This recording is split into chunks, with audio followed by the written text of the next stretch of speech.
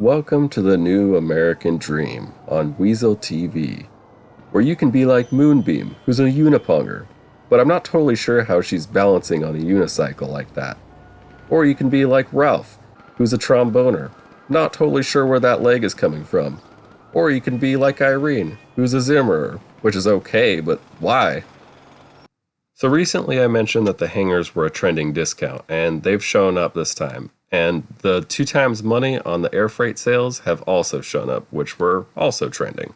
You might want to take advantage of the hangar, but the air freight missions themselves are kind of a waste of time. Now before we get into the discounts, let's take a look at the overall picture here. It looks like we've had a slight uptick in the discount rate, as well as a slight uptick in the income. Now, neither one of those is very high. You can see the income is still at this kind of like low level, and the discounts is also at almost the lowest level, but it's at more of a standard kind of discount rate for Rockstar. It'll be really nice when we can start seeing some of these peaks in our income, and it will probably happen soon because the shark card sales are probably going to start drying up since Christmas has passed us. New Year has passed us. It might linger for a couple more weeks, but it might not be that much longer. I'll tell you why a little bit later in the video. Now, first I wanted to start with some new content, and we have the BF Weevil. But for the regular discounts, we have the Cyclone, the Vision, however you want to say that, the Havoc, Valkyrie, and this is really surprising to see, but the Annihilator Stealth, which is the brand new helicopter from the Cayo Perico update, is on sale, as well as the Alkonost. And then if you have Twitch Prime, the Kurtz 31 patrol boat is discounted, as well as the Longfin, which is discounted on Prime, which is also new content. Now, there is a weaponized dinghy, but it's not showing up on mine yet, so you'll just have to see if it's there for you. This week's podium car is the Paragon R, which typically costs $905,000, so get down to the casino and have a spin, see if you can get it. Now the hangars are on sale this week, and if you want to get one up here at the military base, they'll cost a little bit more money, but if you're going to do the air freight missions, it's a better location for it. And if you want to just spawn in the military base, or you don't want to have the stars every time you go in there, then that's the place to get it. I personally have mine at LSIA because I don't really do any of that, and I like having my airplanes close to the city. Now with that being said, the renovations on any of these hangars are discounted as well, as you can see here. Now if you do want to do the air freight missions, they will unlock the trade prices on the aircrafts. Now, they are a little bit tedious, but you launch them from this computer inside the hangar, and you can sell all of them at one time, but you'll be sourcing them pretty much individually. Now, at the very least, you do want the hangar so you can store a lot of the aircraft that you can buy, and it's a great time to do that. If you're a new player and you need to come up with some money, go into the start menu and you can do air races. They're all triple money this week. Or a little bit better money is Motor Wars, and you do the same thing. Just go into your menu and then into the Rockstar created jobs and scroll down for about an hour until you get to Motor Wars, and you can do any of those, and those are all triple money as well. Basically what you're going to do is you're going to spawn in with a team, and you're going to jump out of a helicopter, look for the other team, and if you can, just try to kill them. And that's pretty much the object of the game. And if you're successful, you'll win $24,000 for each round. Now, as far as the races, we have the RC Bandito race at Cypress Flats, and then we have the land race up at the casino. This is the GPS location that you'll need to pinpoint. It's pretty much following that, except at the beginning. The trick here is getting across the highway without getting killed, and you just kind of go up that little section right there. And then I get over all the way on this curb on that side. So that way when you get up to this area, you can get a little bit better line coming into here and maintain your speed as much as you can.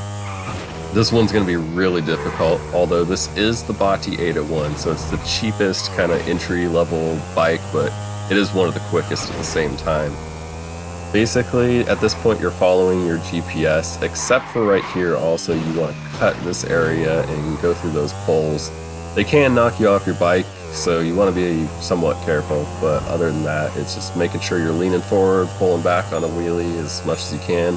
And there's going to be a tree up here that marks that. You want to turn in there sharp, go to the right, watch out for the cars and the poles, and that was 0.08 of a second left to spare, so there really isn't that much time to play around with. Now the RC Bandito race is a little better as far as how much time there is to spare, but there's definitely a few tricks to it. One of the first one is after you come out onto the street here, you want to get behind this like metal scaffolding kind of stuff so that you're just going in a straight line down that section and you don't have to cross in before that checkpoint.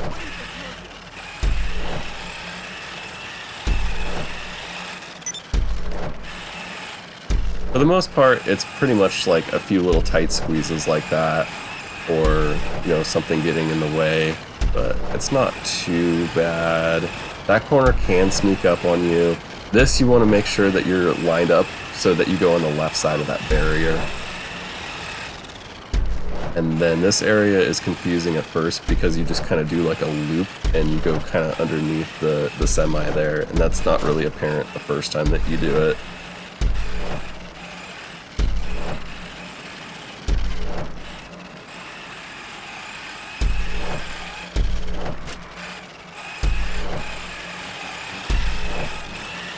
That's a tight corner as well. That one kind of sneaks up on me.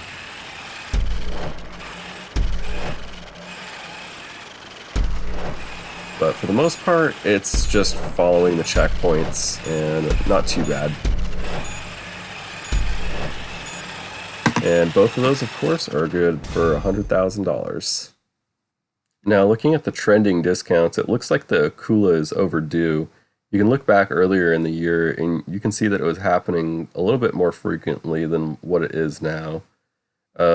Same with the arena. The arena was on sale, as well as the workshop, quite a bit more often last year. We haven't seen anything except for the cars for a while. And same thing goes for the Avenger. It's just been a long time since it's been on sale. Now, the bunker is something that appears to be overdue as well. You can see it's been several months since the bunker's been on sale, and then earlier in 2020 it was much more frequently that it was on sale. So I think we'll be seeing a discount on that soon. Now, another good vehicle to have is the Buzzard, and that one is definitely overdue as well. It's nice because you can just spawn it with your CEO menu. And then the MC businesses are also looking like they're due. Rockstar's just kind of been holding out over the holidays, so we buy shark cards, but all these should start filtering in soon.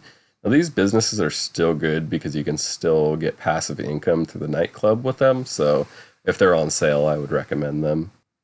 And then the RC Bandito was coming up rather frequently in 2020, and it's been months since that's been on sale, and I definitely think that's a good vehicle to have, so I especially recommend it if it's on sale. Now, aside from the bunkers or the MC businesses or air freight, some projected income for the near future is the double money on VIP work.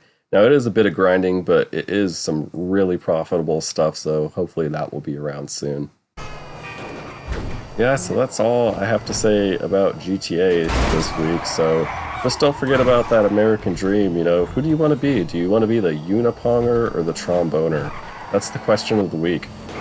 Anyway, this is the Cyclone, and as you can see, it pretty much always goes full speed because it's an electric vehicle, and I mean you can't really slow it down.